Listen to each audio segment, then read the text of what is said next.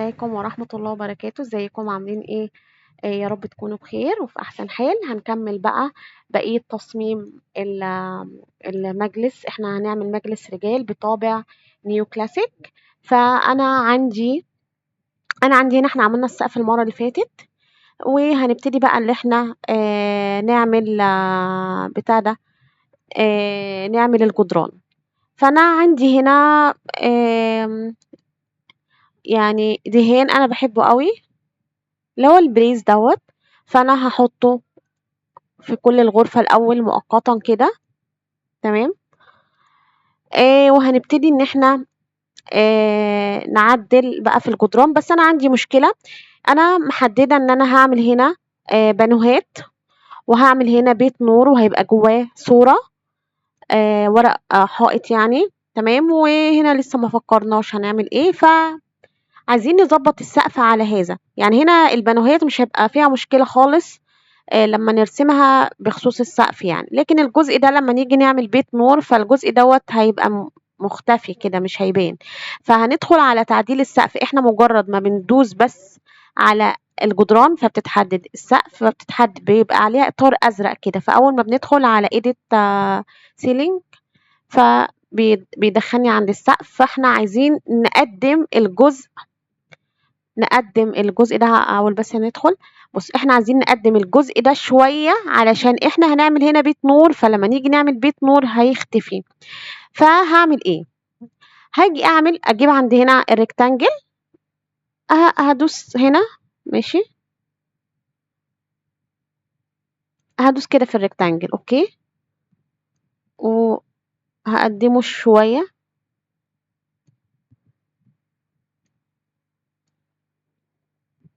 تمام. وهاجي الجزء ده هدوس كده عليه. الاول احنا البانون اللي عجبنا، فاحنا هندوس عليه وهنعمل له ايه، هنحطه في المفضلة عشان نبقى نرجع له تاني. وهنيجي عند الجزء ده هنمسحه. اهو مسح كله، يلا مش مشكلة. وهنيجي هنا عند الفيفروت. فهو دوت هو ده ال هو ده البانون اللي احنا اخترناه. فهعمله هنا. بصوا كده،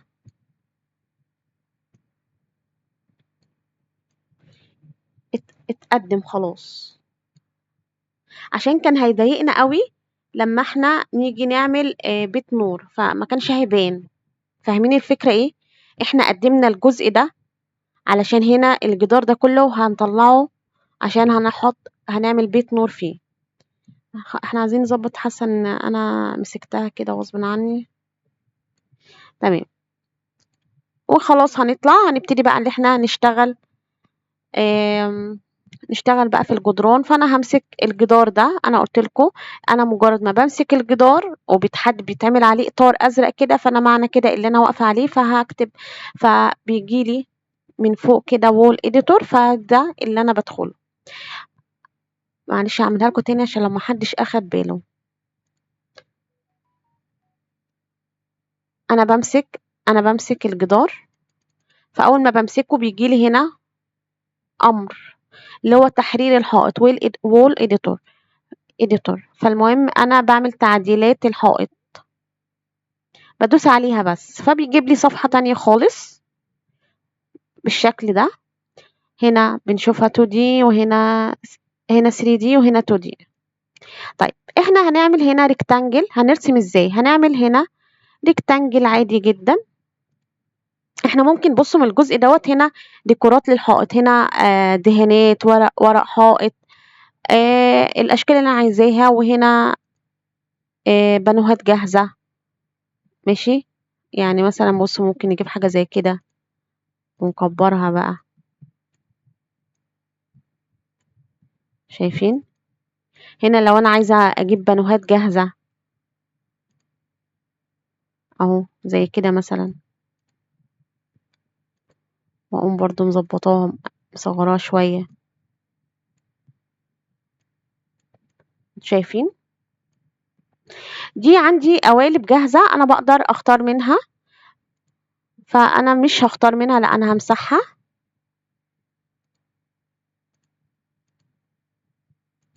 خلاص. وهنعمل احنا البانو بنفسنا. هنعمله ازاي؟ هنعمل ريكتانجل عادي جدا بطريقة عشوائية، يعني مش هن يعني هنعمل ريكتانجل عادي، وهنقول وهبتدي ان انا اعمل في مقاساته، في عرضه، في طوله كده. فهبتدي امسك اللاين دوت اللي هنا. اول ما بمسك اللاين ده فهقول له اللي انا عايزة اللاين ده يبعد عن الحيطة، يعني اللاين ده يبعد عن الحيطة دي 30 سنتي. تمام. وهامسك اللاين ده وهاقول له أنا عايزة حجم يعني إيه المسافة بين اللاين ده واللاين ده 2 متر. خلاص. فعمله لي. أنا حاسة كده عايزاه يترفع كده شوية، فهنرفعه مثلًا 30 سنتي. يلا. هنبتدي نغير المقاسات على حسب ما أنا عايزة. طيب بصوا، ما بانش حاجة، هو بس متحدد، بس ما بانيش حاجة اللي أنا هعملها. خلاص. أنا عاملة عملت المربع أهو. ماشي. هاجي هنا بقى في الموديلنج أو المولدنج، معلش أنا آسفة. فهنا هنختار أشكال، هنا بنختار منها الوزر اللي هو بيبقى في الأرضية من تحت. بنختار منها الكرانيش اللي احنا اخترناه في السقف اللي هي الجزء دوت. بنختار منها حاجات كتيرة، فاحنا هنختار منها برضو شكل البانو. لو في حاجة عجباني معينة فبقدر ان انا اشوفها من هنا. ماشي. او اشوفها من هنا او اشوفها من هنا. خلاص عجبتني فبدوس عليها على علامة النجمة دي، فاول ما بتبقى اورنج كده او يعني اورنج كده، خلاص كده هي في المفضلة. فباجي هنا عند ماي اكاونت واجي عند فيفورت وبختار اهي جات لي اهي. بس انا في هنا حاجات انا كنت عاملاها في المفضلة عندي فاختارها اللي هو الشكل ده. تمام. طيب أنا عايزة أغيّر لون البانو دوّة، فبادوس كده في الجزء ده، فبييجي لي هنا أوامر، فباجي عند اللون اللي هو الأزرق اللي باين ده، فباعمل له تغيير. فعندي هاختار كده. بُصّوا. أهو.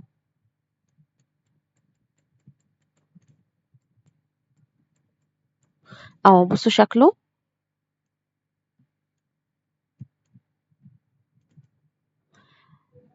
أنا كده عملت أول بانو، فبابتدي إن أنا آخده أدوس كده على البانو من النُص، بُصّوا بييجي لي حاجات بقى أوامر، اللي هو مثلًا بُصّوا، ده ممكن لو أنا عايزة أغيّر في شكل البانو، لو أنا عايزاه كده. بُصّوا، شايفين شكله من هنا عامل إزاي؟ لو أنا عايزة أغيّر فيه أرجع، لو أنا عايزة أعمله كده، فباقدر أغيّر في الشكل على حسب ما أنا عايزة. خلاص. أو أرجع من هنا. طيب أنا عايزة نفس البانو دوّة، فباجي عند اللي هي فيها علامة زائد دي اللي هي double كيت. أوكي. أقول له يالّا اطبع لي هنا أهو 1 وهنا 1. أو اللي إحنا نعمل كده، هنمسك البانو ده ونيجي عند كلمة array، فهنقول له أنا عايزة المسافة تبقى بينهم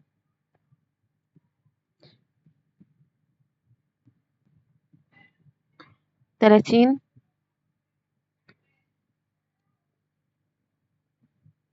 وهنختار اللي هو 3 مثلًا، لأ 3. إمم.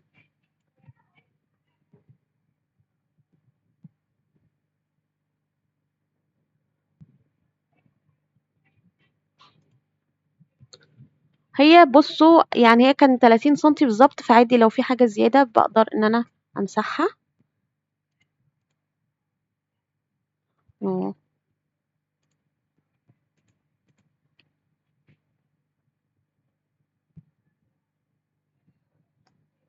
أهو خلاص. إحنا عملنا بالطريقة دي اللي أنا ممكن أدوس copy أو double click وأعمل أنا بنفسي أو من هنا. خلاص أنا جالي مثلًا الشكل ده، عايزة أعمل شكل بقى في البانوهات نفسها، فهاجي هنا عند اللي هي الجزء اللي بيبقى فيه بانوهات اللي هو طابع classic. فعندي أشكال كتير، ممكن مثلًا نختار شكل زي ده. ونقلبه لو عجبنا، بس أنا مش عاجبني هامسحه. عندي الشكل ده، أي شكل بيعجبني مثلًا باقوم دايسة عليه يعني ده لو عاجبني بادوس عليه علامة النجمة اللي هو يبقى في المفضلة. عندي الشكل ده الشكل ده عاجبني أوي، فإحنا هندوس كده خلاص، وهندوس الناحية التانية هنعمل له copy أو double click. ماشي. بُصّوا بقى أنا عايزة أقلبه، طيب أنا عايزة أقلبه، فلمّا بادوس يعني هو شكله، فأنا عندي اللي أنا أحوّده كده، فاهمين؟ كده، أو اللي أنا آجي من الجزء اللي هو القوس اللي تحت ده، أقوم مغيّرة الزاوية بتاعته، فاهمين؟ هنطبع كلّه كده.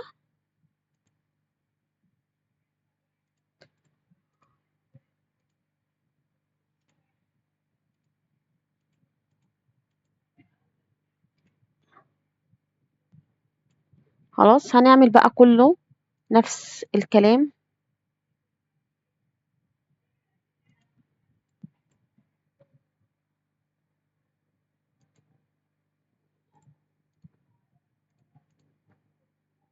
هاعمله بقى كلّه وآجي لكم. بُصّوا ضبّطتهم كلّهم بالشكل ده. تعالوا نشوفهم برضه 3D. طبعًا إحنا هنغيّر الmaterial عشان يبقى كلّه نفس لون البانو، بس أنا يعني لمّا بامسك البانو كده ما أقدرش أغيّر لونه من هنا. خلاص؟ خلاص إحنا كده عملنا الشكل اللي إحنا عايزينه. طيب أنا بقى عايزة أحُط، يعني أنا في دماغي شكل معيّن. هاجي عند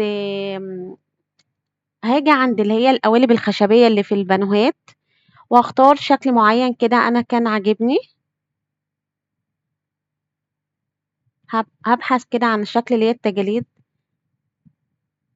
فأنا مثلًا عندي الشكل ده عاجبني، هاحطه كمان في المفضلة، عاجبني. فأنا عندي اختيارين، اللي أنا مثلًا هادوس كده عليه من هنا،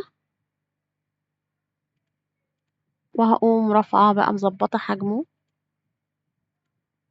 بس ممكن نزوّده شوية.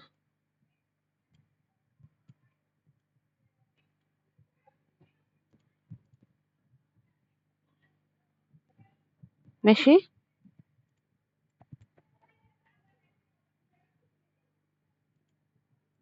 هنضبّطه بقى. بُصّوا يا جماعة، أول ما بنمسك البانو، بُصّوا شايفين النقط الخضرا اللي هي بالطول وبالعرض دي؟ ده كده معناه إن أنا واقفة في النُص بالضبط بينهم، تمام؟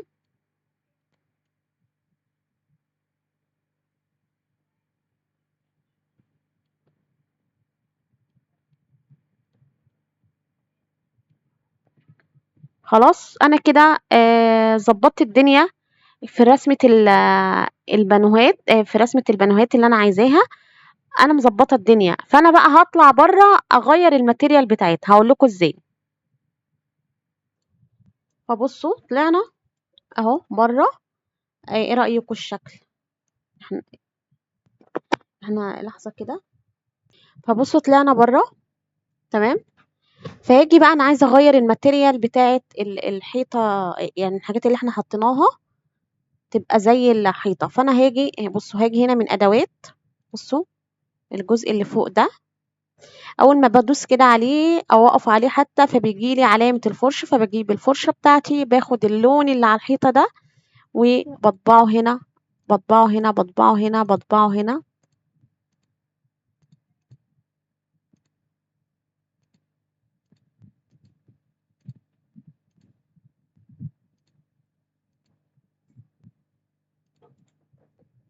بُصّوا بقى أهو، ده شكل البانو بتاعي اللي إحنا رسمناه حتّة، حتّة، ولا جاهز ولا أي حاجة. فأنا شايفة إن هو شكله خطير جدًا. شكله خطير والّا لأ؟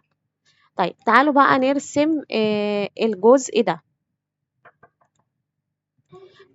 فهنيجي عند الجزء ده، تمام. هنعمل بقى بيت نور. خلاص، هنعمل بيت نور. هنعمل rectangle كده. أنا عايزاه للآخر يعني، بس هنضبّط بس التفاصيل بتاعته دي. هنمسك الline ده وهنقول له مثلا انا عايزاه يبعد ماشي 60 سنتي، وهمسك اللاين ده وهقول له برضو انا عايزاه يبعد 60 سنتي.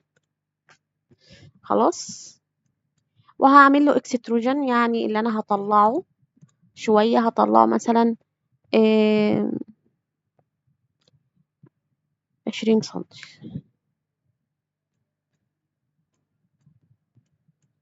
بصوا اهو. وهنعمل كمان بيت نور كده جواه. هنمسك اللاين ده ماشي، بس مجرد ما نمسك هندوس هنا اللي هي الجزء الخاص بالإضاءة، هندوس هنا فهيجي لي تفاصيل كتيرة. أنا عايزة الإضاءة تبقى مخفية، لو كده مش هتبقى مخفية، لا أنا عايزاها مخفية. وهندوس هنا هنغير لون الإضاءة، مثلا نخليها هنعمل مثلا 500 مثلا، هنعمل شدتها 500 تمام. وهنيجي عند السكشن دوت الخاص بتعديل الإضاءة، فهاجي عند اللاين بتاعتي هي ديت الإضاءة المخفية. بص هي واقفة هنا، لا احنا ممكن نقدمها شوية، وهقول له done. خلاص احنا عملنا الجزء ده. هاجي هنا هقف عند اللاين ده وهقول له دبلكيت هنا وهنا وهنا، او ممكن يعني ندوس على لاين او ممكن ندوس في النص فهجيلي عند الكل. بصوا تمام. خلاص كده. وهنطلع بره خالص بقى. تمام. فلما نطلع بره انا بحب بالطريقه ديت، يعني انت بعمل الطريقه اللي تعجبك. آه انا عندي هنا عند الحاجات اللي انا بنزلها بحملها من نفسي كده. عندي اشكال يعني رسومات كتيره جدا، ورق جدران كتير جدا. مثلا هحط ورقه الجدران دي مثلا. فانا بعمل ايه؟ هطبعها بره مثلا في اي حته، هطبعها هنا ماشي، في اي حته ماشي. وهاجي عند النماذج بتاعتي، هاجي عند الجزء اللي هو بيبقى فيه البراويز. هجيب اي برواز ما فيهوش تفاصيل من الجوانب ولا اي حاجه، هو بس برواز عادي كده. وهقوم جايباه كده، هلغي العلامه الزرقاء اللي عند السايز كده. تمام، هلغيه عشان اقدر اللي انا اطوله واعرضه براحتي. ماشي. خلاص مثلا انا اهو. طيب هاجي علامه في الادوات دي، هاجي الفرشه بتاعتي واقوم حطاها كده. ايه رايكم؟ او ممكن نغير الرسمة عادي بقى، بس الرسمة يعني على حسب ما انتوا عايزين عادي جدا. طيب خلاص. طيب احنا تعالوا مثلا الجزء ده برضو، الجزء ده انا مش عارفة، مش جاي في دماغي اعمل حاجة، بس ممكن نعمل شكل برضو فيه. هنعمل وول اديتور، ممكن نعمل زي مثلا مكتبة صغيرة. يلا ماشي يلا. هاجي مثلا الجزء ده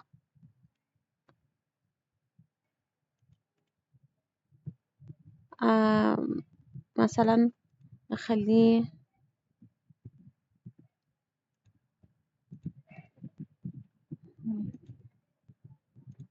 بعد مثلا 60 مثلا سنتي ماشي. وهنطلعه، مثلا ده هيبقى مثلا زي رف كده او مكتبة. نطلعه 20.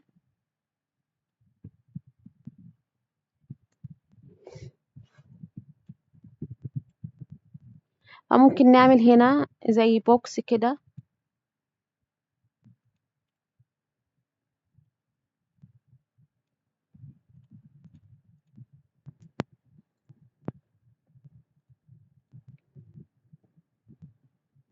نظبط بقى مقاساته بطوله بعرضه.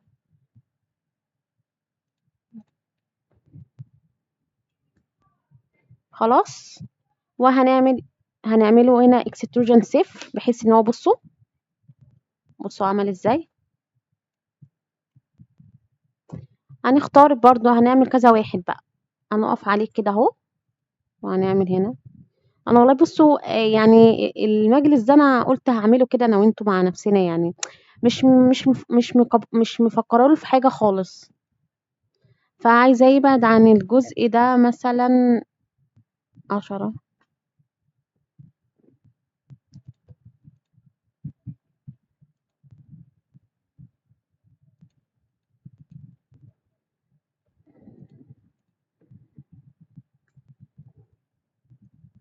هنا برضو هنظبط بقى كل.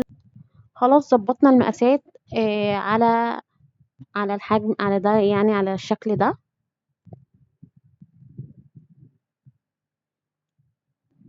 وممكن نعمل هنا بيت نور يعني هنا إضاءة مثلا مخفية.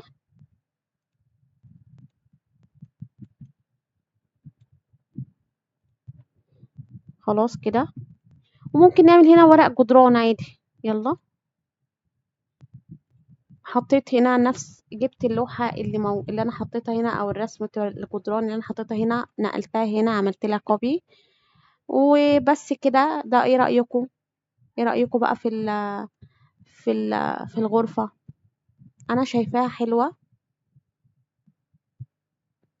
فان شاء الله الفيديو الجاي هنعمل بقى الارضيات وهنحط الاساس. شكرا، سلام عليكم.